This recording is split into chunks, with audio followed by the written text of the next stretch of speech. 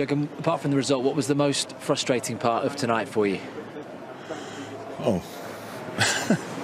how long do we have time? Got to start, obviously.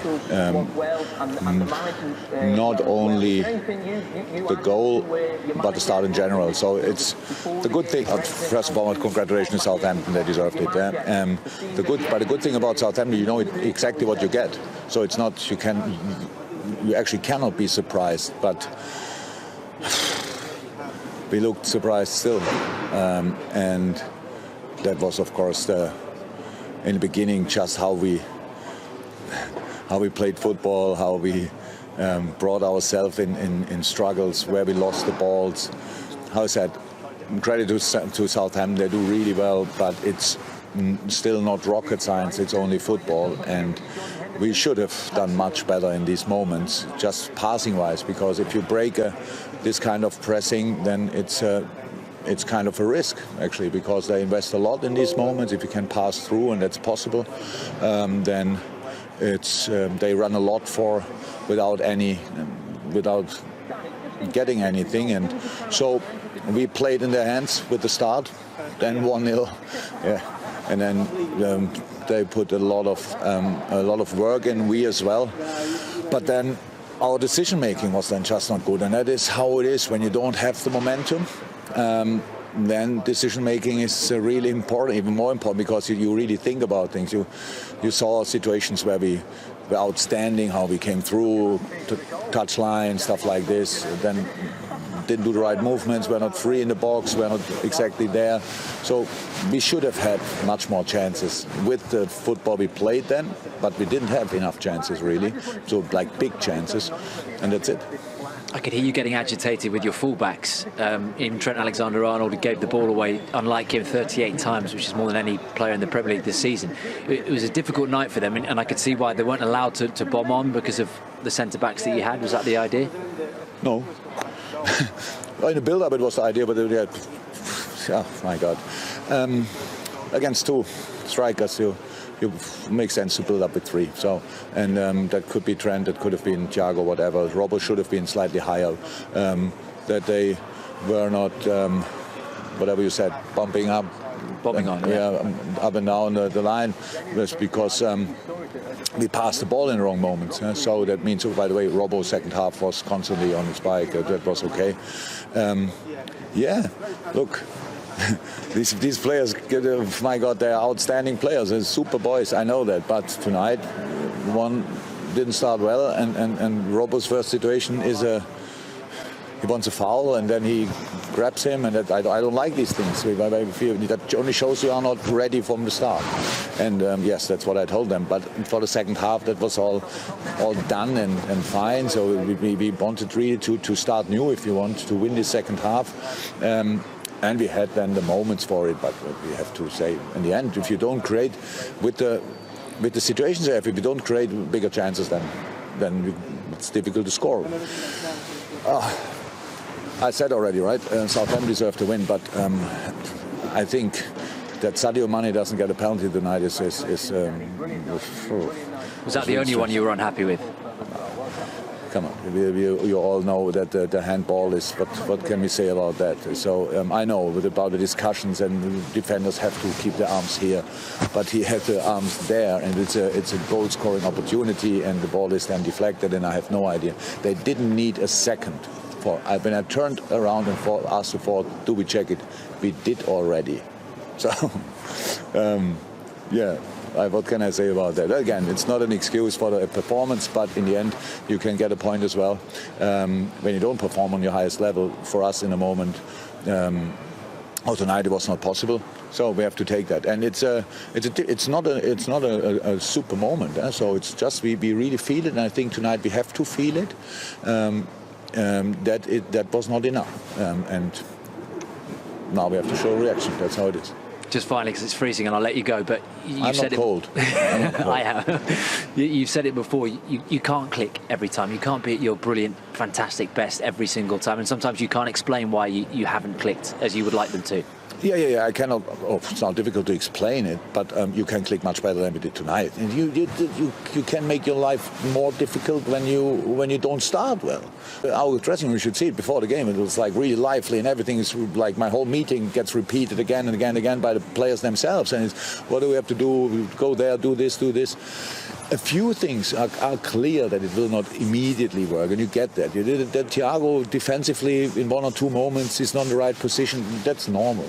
But offensively, of course, you expect something from that. It was first 90 minutes and difficult, so that's all okay. I said some things I had to explain. But you should not bring yourself in a situation where you feel the rush in a game constantly, like the pressure. You know, we have to score. Football you need a calm mindset as well. Pass that ball here and now, the next one there, and then he's completely free. And these were the moments we didn't find often enough. But these are football problems, and we have to solve them. We will sort it. That's not a question. But for tonight, it's too late. 21 that, of course, began on New Year's Day with wins for West Ham United and Manchester United. It continued on the 2nd for Spurs and Palace, and a point for Brighton and Wolves, and another win for Arsenal at second from bottom West Brom. The two games on the 3rd provided victories for Leicester and that stunning one for Manchester City at Stamford Bridge. But defeat for the champions for just the second time in the Premier League this season.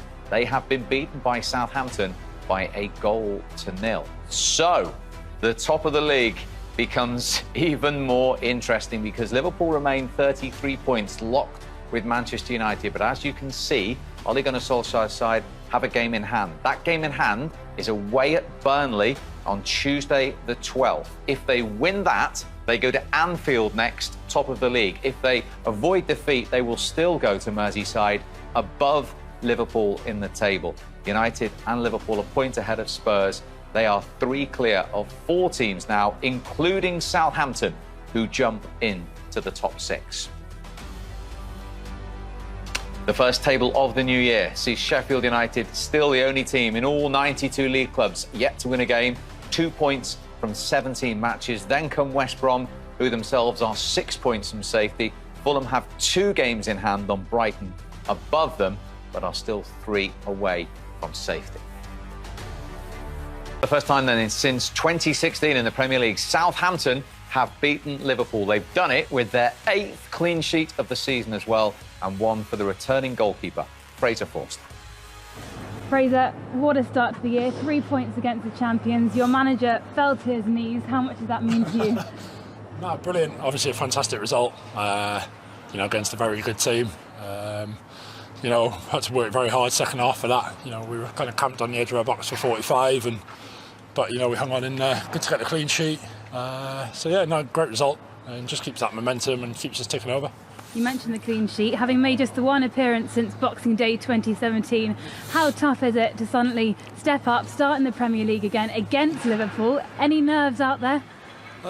Not really nerves, just a bit rusty. Obviously, on loan at Celtic last year, and then obviously the league stopped up there, so not played since I think start of March. So that was my first 90 minutes in 9 months. So just happy to get over the line with a clean sheet. Really, a few cobwebs and stuff, but I'll take the clean sheet and gives me a platform to build on and keep working hard.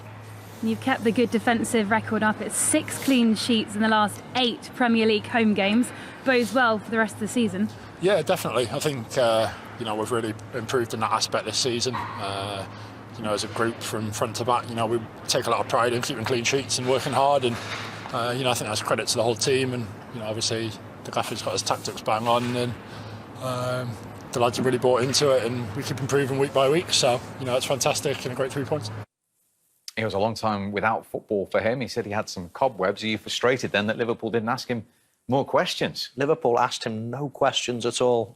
Without football for him, he said he had some cobwebs. Are you frustrated then that Liverpool didn't ask him more questions? Liverpool asked him no questions at all. I'm racking my brain as to think when he was called into action. He had a couple of punches that you thought maybe if he was a bit more confident he would have caught.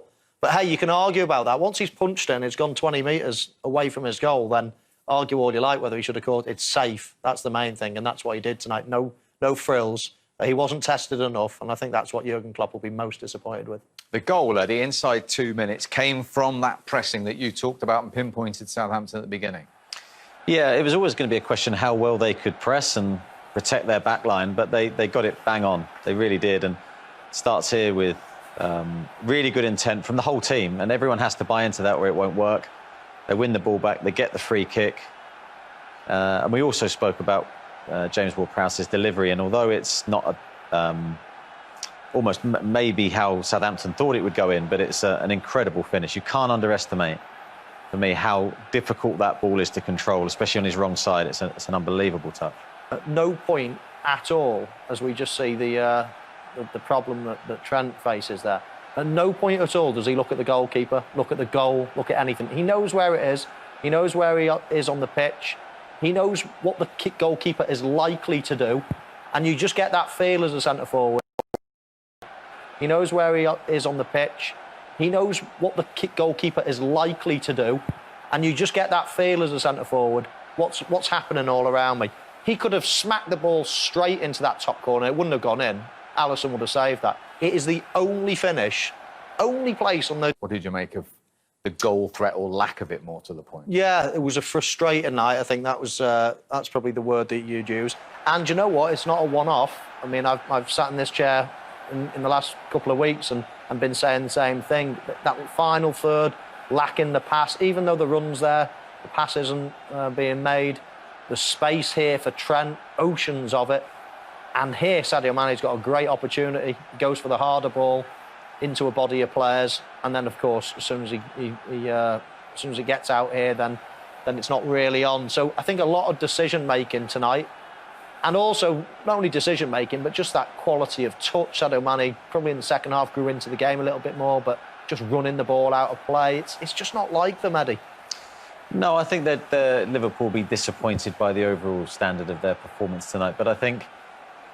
Their touches weren't quite right, but I just think their rhythm has been knocked. They've missed key players, and now they've got a couple back. But you still look at their two centre-half pairing tonight, and although that's not directly affecting their forward play, it's just that the rhythm isn't there. And I think a lot of the Liverpool's goals you can picture in your head coming from full-back and wide areas just didn't click tonight in those areas. And I think they'll be disappointed because I think they would have seen this as a big chance to get back on track after the previous two games. I think people underestimate when you say, as we look at, we could have spent all night looking at these sort of poor efforts in front of the Southampton goal, but I think people underestimate how important defenders are in terms of your forward play. You just think a defender, all right, are they keeping clean sheets? That's their job on it. It's so far from the truth. If you've got a good, solid back, you've got two players, Gomez and Van Dijk, for example, all of a sudden, can't tell you the difference that makes to Trent and to Andy Robertson straight away. They think, right, we can trust those. They've got pace, they've got strength. It's fine. Even 2v2 is absolutely fine. Midfielders, you can start playing more aggressive midfielders, players that like to break and like to score goals. And all of a sudden, you get a little bit of nervousness. Fullbacks come back a couple of yards. You start playing two sitters instead of one. All of a sudden, it just the dominoes start to fall. And I just think people underestimate how important it is, not from a defending point of view, from attacking point of view when Van Dijk and Gomez aren't there. No, 100% agree with Michael. I think when you attack as a team, people always naturally look at the attackers first. But when I was building my team, I always looked at the centre-backs distribution to the full-backs. And once you get that relationship from your centre-back to your full-back, there's so much trust in those pairings that then that affects your wide man, then it affects your centre-forward. And the speed at which they get the ball is key because it means that the opposition are overloaded. And you just look at a lot of Liverpool's attacks tonight, it was just probably 1 second slower than it would normally be, which gave Southampton a chance to regroup.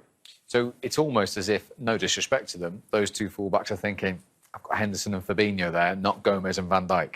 I don't necessarily think it's as clear as that. I think it will just be the speed of which they're receiving the ball. And this is no fault of the two centre-backs. They're doing a really good job for the team.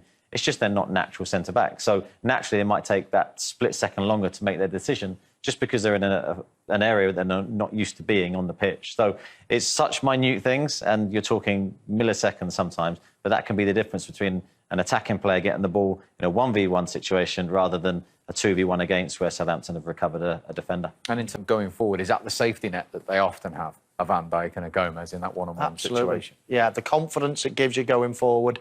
You think of the great teams over the years, they can all do that. They can all defend 1v1 at the back, 2v2 at the back. If you've got pace, like Liverpool have, when everyone's fit, then they can attack as a whole team, as a whole unit, and we've seen it. We've seen it so many times. We did a run before the game as well, highlighted. They can attack as a whole team, as a whole unit, and we've seen it. We've seen it so many times. We did a run before the game as well, highlighting the difference that it makes.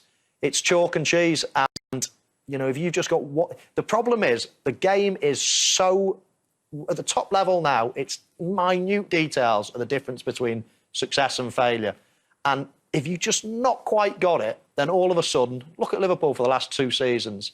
Who would have thought that 1 or 2 players missing, and all of a sudden it can fall down like that? Now, of course, it's not so much doom and gloom. They're still sat at the top of the table, but visually, we've watched them against West Brom, we've watched them against Fulham, watched them against Newcastle, we're watching them now against Southampton, all fresh in the memory, and it's always the same thing. They've just not got that spark at the moment.